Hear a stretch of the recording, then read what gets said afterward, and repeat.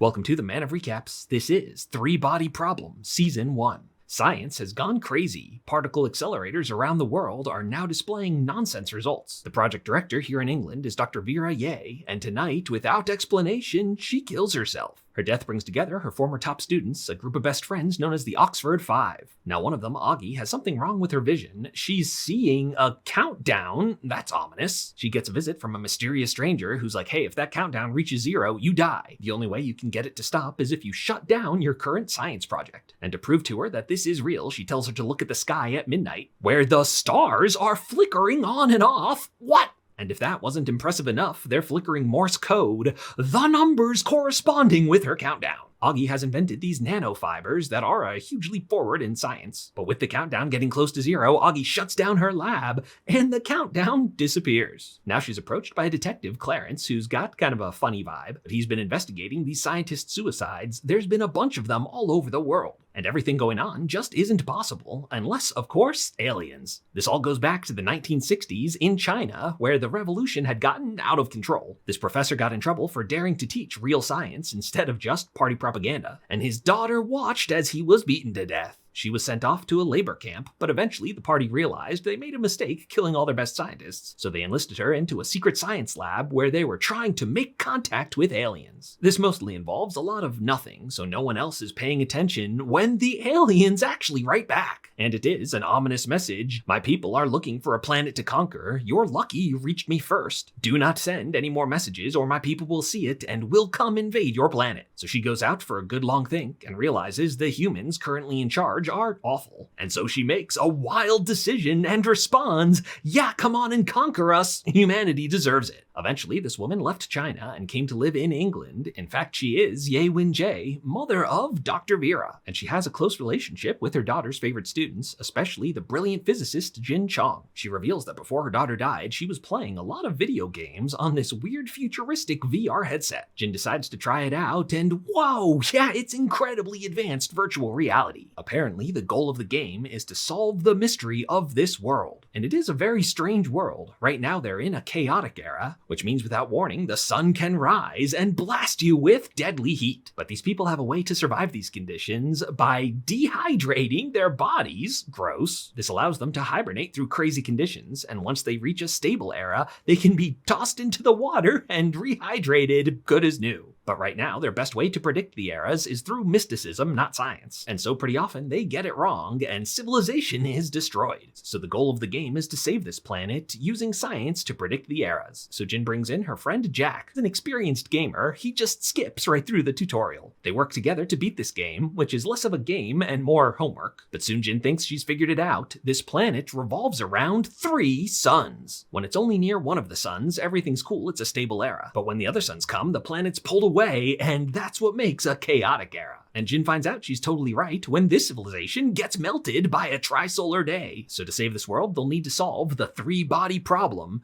which apparently is famously impossible. Some other players have a good idea. They've got the army standing out with a board that can be black or white. Yes, this is binary code. They've turned this entire civilization into a human computer. They use it to do the advanced math and correctly predict a stable era. But Jin knows it's not going to work. The 3-body problem is too chaotic to ever be predicted. And indeed, she's right. Their model didn't account for the 3 suns lining up in a syzygy, which doesn't burn them up from the heat, but does increase the gravitational pull and also destroys this civilization. So now Jin realizes there is no way to save this planet. The only way to win is to save the people. And that is the correct answer. Congrats, you beat the game. This earns them a mysterious invitation to meet up in person with the girl who talked to Augie. Turns out the planet in this game is a real place, and they've been playing through its real history, where civilization slowly progressed, but it always ended up being destroyed. So the only way to save their people is to leave this planet for good, and congrats, we're coming to Earth. They call these aliens the Santi, and this is a group of humans that are excited to welcome them to be their new alien overlords. Jack is out. He assumes this is some kind of scam, but when he gets home, that girl's in his bedroom. And this nice young girl is a cold-blooded killer.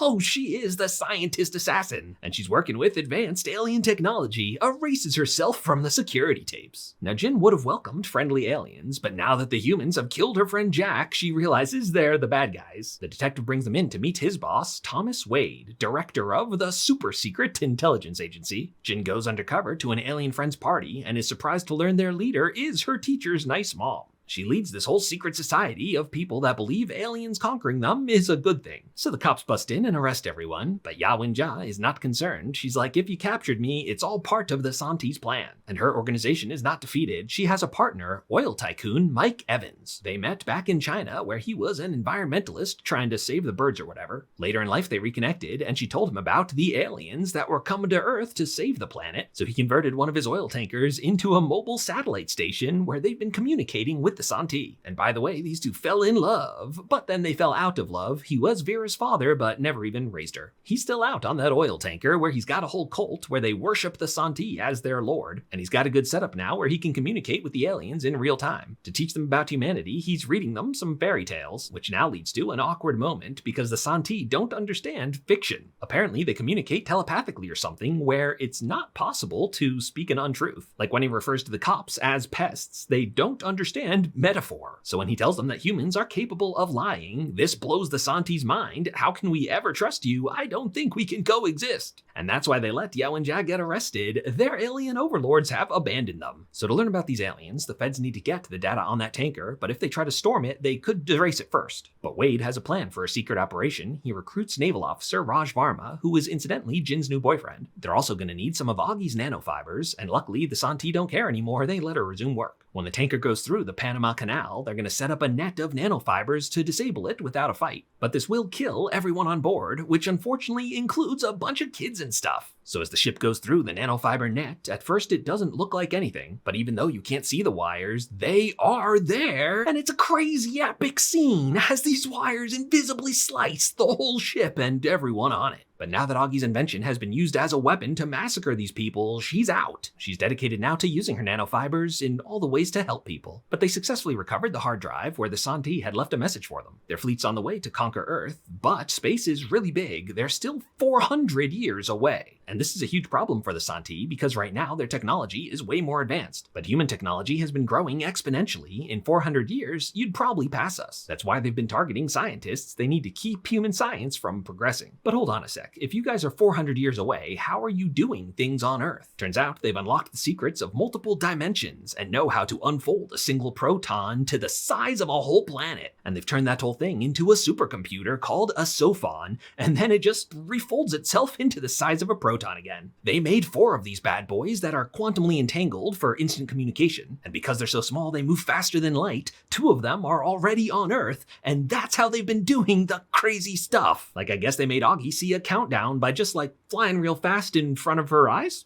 Now these aliens have changed their plan. They've decided it's best to reveal themselves to humanity to strike fear, and they're proud of themselves for figuring out metaphor, because on every screen around the world is the message, you are bugs. And for a display of overwhelming force, they unravel their sofons to cover the skies and make it look like an eye is watching them. This does indeed spark a lot of panic, but the world governments band together to create the Planetary Defense Committee. They've got 400 years to figure out how to fight off an alien invasion. But how can they fight an enemy that's watching them with their all-powerful sofons? Well, the sofons aren't all-powerful. They have a lot of limitations, like they can travel around the world super fast, but they can still only be in 2 places at once. And if they're already here spying on us, we need to be spying on them. Let's launch a probe to meet up with their fleet. Our current level of space travel is way too slow for it to work, but Jin has a great idea, the Staircase Project, where they'll use a series of nuclear bombs to blast their probe increasingly faster. Only problem is it can't slow down, so there's no way it can stay with the enemy fleet. But Wade's like, don't worry, they'll pick it up for us. They're gonna be curious because we're not just sending a camera, we're sending a person. So they fast track their best cryogenic technology, and it's not just for the probe passenger. Thomas Wade's gonna freeze himself and wake up just a few days every year, so the 400-year-long defense plan has some consistent leadership. But the probe can't fit a passenger anyway. A human being is way too heavy. So instead, they'll just send a human brain and hope the Santi have the technology to revive it. Ideally, this person is already dying, and turns out Jin has a perfect candidate because their friend Will just found out he has terminal cancer. He wanted to spend his final months just hanging out with all his best friends, so he rented a house on England's nicest beach, which, isn't that nice. He's secretly always been in love with Jin, but he still doesn't tell her. Now that he's dying, that would be unfair to her. He does, though, anonymously buy her a star, so he figures, why not shoot my brain into space? And after a tearful farewell with all his best friends, they take out his brain and put it on ice. And now Jin realizes realizes she loved him, and so she and her boyfriend break up. Ya Wenjie is still in prison, but there's really no need to hold her now. They decide to let her go to see what she does, and she goes back to China to her old satellite outpost, planning to kill herself. But Assassin Chick is right behind her, like, hey, what a coincidence, I was sent here to kill you. Yeah, the Santi reached back out to her, they realize they still need human allies, and they're making her their new point person. Her name is Tatiana, and she was raised in the cult, so this is kind of her mother figure. So they have a beautiful final farewell as they watch the sunset together before Tatiana kills her. But before she went to China, she went to visit the grave of her daughter Vera and invited Saul Durand, the last member of the Oxford Five. She sits him down to tell him a joke, which is an insane rambling about Einstein playing the violin in heaven, but God doesn't like it because he's a saxophonist. The punchline makes absolutely no sense, but she's like, hey, that's the thing about a joke. If you don't get it, you don't get it. It seems like she's trying to tell him something, but at this point Saul does not get it. But as he goes back to his normal life, it seems like the sofons are trying to kill him, so he's whisked off into VIP head of state level security. They fly him straight to the United Nations, where they're announcing the Wallfacer project. Earlier, Wade had an epiphany that the sofons are spying on the whole planet, but they can't read minds. That's where humans can still have their secrets. So the world announces 3 Wallfacers, champions of humanity that are masterminding the anti-alien plan